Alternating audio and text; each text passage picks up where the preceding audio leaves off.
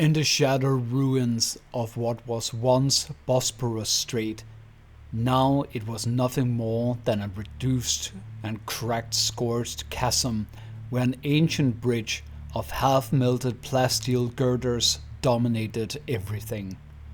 Here, the Byzant Janizars prepared for war. Drums fashioned from salvaged promethium and fossil fuel thundered a relentless rhythm, echoing throughout the chasm with a twisted mechanical dirge. Horns of brass and metal was linked up to amplified vox speakers, letting all who could hear them know that this was not a place for them. Young men and women were standing in rigid lines, recruits taken as a tithe from defeated techno-tribes and wasteland clans in honorary tribute. Their commander, a stern and grim-faced veteran sergeant with both eyes replaced with augmetics, stared at them up and down, looking for any signs of weakness or sickness. Many would bleed this day, most would die, and only a few of them would afterwards become Byzant Janizars. The threat approached from the other side of the bridge, a horde of feral mutants twisted by unchecked psychos and radiation. In the lead was a true abomination, hulking in mass and with implantations of terrible cybernetics scattering throughout its body, creating what the veteran sergeant would call a waste demon. Its followers chanted in their debased tongues, wielded rusted industrial tools, or being armed with whatever terribleness their flesh has morphed into. At the sound of a flute, the Janizars formed into disciplined lines, prayer banners bearing geometric patterns from lost mosaics from their homeland, swaying in the wind. They would not break this day. They had been forged for this, taken young, indoctrinated in the ruins of their basilicas, and trained in this very wall formation. As the first wave crashed against their shield wall of scrap metal and flakboard, the Janizars answered with synchronized volleys and the roar of their war drums and horns, buying time for their few precious heavy weapons to be brought to bear. This day they would not break. The Byzant Janizars are a group that over their existence has formed themselves into an elite shock troops formation. They started out as a militia and basically enforcers, originated from the fractured city-states and rat waste around the ancient city-state of Constantinople and Istanbul on Terra, which in universe is known as the Bosporian Marches and the Byzant Enclaves. This region was straddling the shattered divide between Old Europa and Anatolia, and featured a mix of collapsed hive spires, fortified basilica ruins, and fortified trade bridges over straits that, in the glory days of the Dark Age of technology, would run rich with water, but now were running with a sludge so toxic and foul that to anything organic it might as well be acid. They became famous for iron discipline and a grim disposition amidst all of this anarchy of the wasteland. Able to be hired as mercenary elites and conquerors for hire, they would often be hired to impose orders on lesser tribes through their superior training and loyalty that once it had been bought would remain certain until the contract was over. Their equipment and weapons would change as they existed, take on more contracts that allowed them to become a more elite formation. At the zenith of their formation, every single soldier would be wearing layered armor out of carapace that had been colored and embroidered with gold details. These segmented plates would then be covering a flak weave undercoat, often adorned with geometric tile patterns, whose images has been salvaged from ruined churches.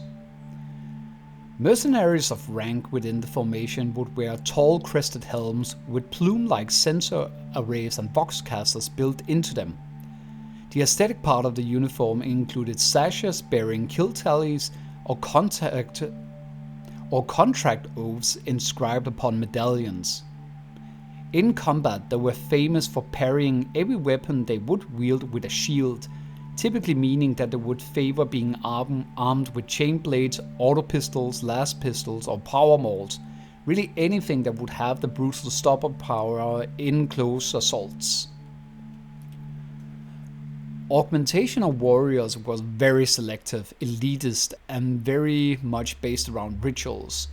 It was seen as an indication of rank and long service rather than the idea of combat enhancement or to help a trooper return to the field of battle, as the Byzantine Janizars would rather kill the weak and wounded than spending resources on them. Their augmetics were focused around vox, eyes, and auspexes, meaning that the commanders and elite troopers were able to gather, receive, and send data in real time rather than being a hyped up killing machine.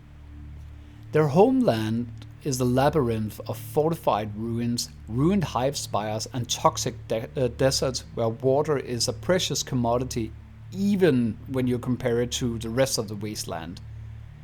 Somewhat functional hab domes and underground barracks are lit by the flickering lumen globes remaining, as these things are still running on some of the last remaining functional hive generators. Life here is austere and martial. Recruits train from childhood in loyalty, marksmanship, and melee, with music and ritual collective meals reinforced unifications, meaning that in the underground of barracks, deep baritone choirs of warriors would spend time singing, and some of them would even learn instruments. The Byzantine Janizar would often be hired to go into conflict with the Pan-Pacific Empire under Nathan Dern, gaining much combat prestige and contracts from border skirmishes against his levies and cyber troopers. However, one of the largest events in their history was when the warpath of Caligan of Ursh came their way, forcing them to reform themselves from a mercenary force into an actual military faction, both in order to stand against the warlord, but also for self-preservation, as now both Nathan Dern and Caligan were interested in their destruction. The Janizar made use of moderate armor, favoring reliable and maintainable vehicles over super rare super heavies due to very limited manufacturing and repair facilities within their region. They prioritized light and medium armor for mobility across ruined terrain and bridge networks, using only heavy assets sparingly as anchors or siege breakers.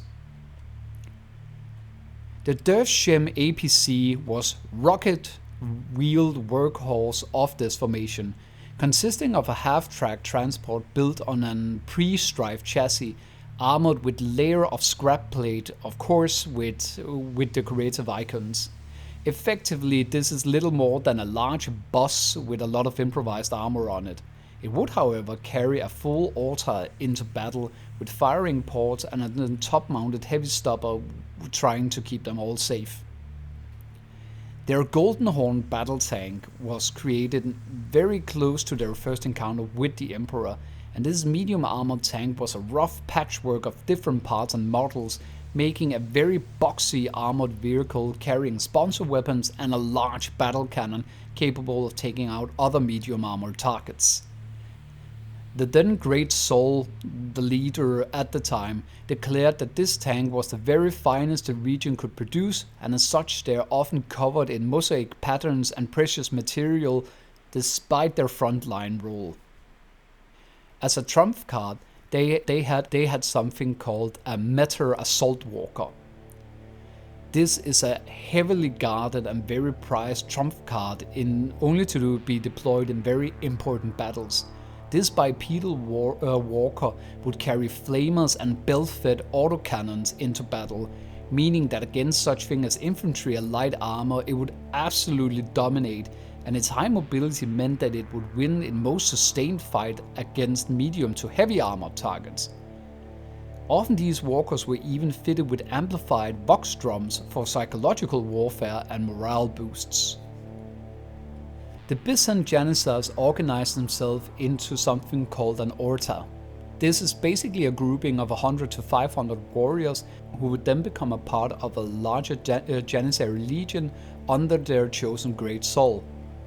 Smaller detachments of younger recruits would serve as garrisons, while the proven and blooded Janizars would be offered up as elite guards and elite troopers.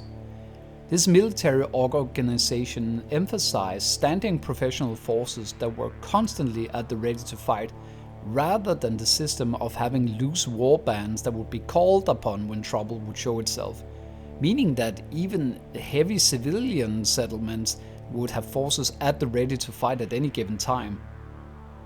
Speaking of civilians, the cities that were under the Byzantine Janizars, while under the leadership of a brutal and grim military host, were areas of relative calm.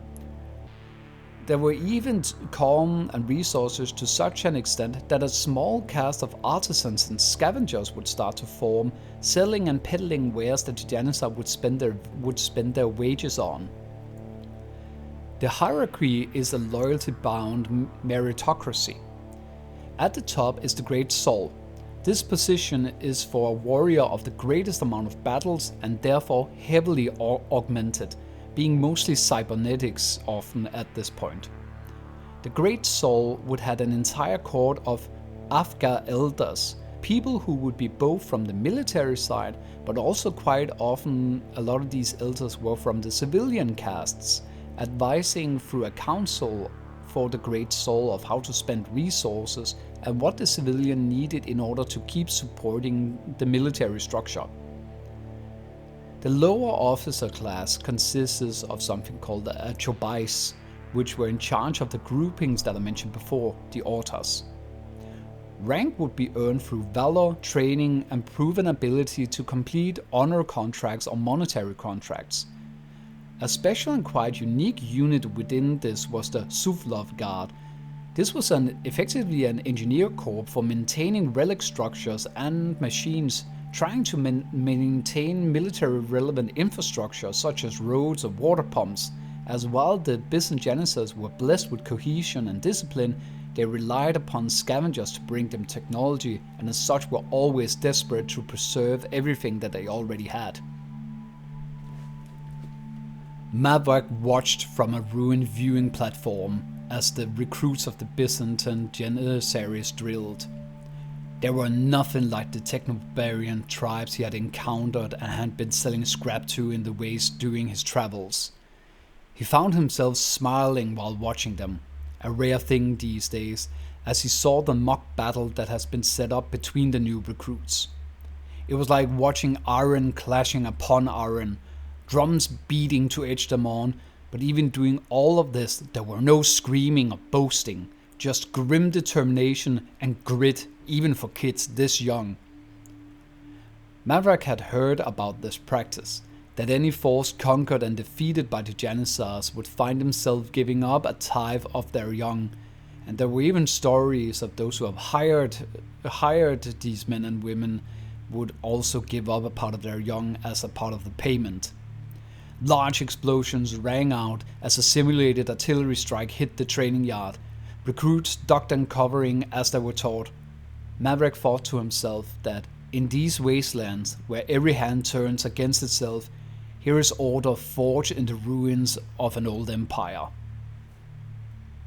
Great Saul Aloxis Komnenos, a towering figure, was an absolutely legend amongst this faction. He would be using partial rejuvenation treatment that was salvaged and paid for at extreme cost, alongside all manner of cybernetics, meaning that he had time and power to become not only a master tactician, a master warrior, but also a master statesman. As a part of his towering figure, he would bear the Golden Horn, a master-crafted halberd inlaid with a near undetectable power field. And in order to protect himself, he would wear a high-quality version of the standard Janizar armor, but with an ornate mantle of mosaic inlaid armor were added onto it. He viewed himself as an embodiment of what he believed that the Janizars should be, focused on loyalty, order, and elevated beyond barbarism. He had risen from the tithe of young recruits to be in command when the Bosporan marches were united, and he himself stood on the front line when facing against Kalganavers' troops. Another legend coming out of these factions were Afgar Primus Mehet the Unbroken, a legendary hero and duelist who not only survived the destruction of his entire order due to rogue combat drones from the Dark Age of technology, but he also, due to this, had made it his personal mission to hunt down any surviving AI, be it cyborgs or whatever the terrible shadows that the Age of Strife hid beneath the dunes. He would be bringing back the spoils of technology taken from his prey, where he would offer it up to the reigning Great Soul, asking for no payment other than rearming and refitting. The faction encountered the Emperor during the later stage of the Unification Wars, as his forces pushed into the eastern marches. Scouts and diplomats were impressed by their discipline and relative civility that when the Emperor engaged them, it was not with an overwhelming force of Thunder Warriors, but through parley and demonstration of his vision. The reigning Great Soul recognized a superior sovereign when he saw the purpose and the end to an endless tribal war, and he even saw that Big E was genuine when he meant that he would restore humanity to greatness. And after a contest of martial skill and music between the Emperor's Chosen and himself, he finally swore fealty. Thank you so much for watching the video. I'm so interested in the reception of these latest two videos, as I basically made them back to back and released them. And please give me a like and feedback and about what you think about this, as this is, again, with the old 100, this is 99% my own takes. Anyways, consider leaving me a like and a subscription, and yeah, I'll see you in the next video. Bye bye.